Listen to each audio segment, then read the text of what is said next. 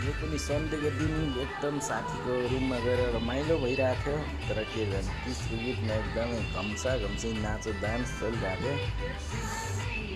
हल्का दुःख लाग्दो कुरा चाहिँ अब पछाडि धेरै नाचेर थाकेर होला, तर चाहिँ हल्का झगडा भएछ। त्यही भएर मेरो साथीहरू धेरै नाराज भएको अवस्था। त्यही भएर यस्तो रमाइलो गर्ने दिन अब आउँदैन जस्तो छ। के गर्ने साथीहरू, हल्का नेपालीको पारा, हल्का खाइपी गरेर डान्स पनि गर्ने, लास्टमा फेरि कुरा नमिलेखेरि गाली साली करागर गर्दा फेरि यसो रिसा पनि भइहाल्ने। तर हल्का कहिलेकाहीँ मजामा चाहिँ सजाय पनि हुन्छ। त्यही भएर चाहिँ अबदेखि हामी चाहिँ हल्का रमाइलो गर्न पनि छोडिसकेको अवस्था साथीहरू। के गर्नु, यस्तै छ। पुर्के डान्स चाहिँ खत्रै हानेको, तर त्यस दिनको रमाइलो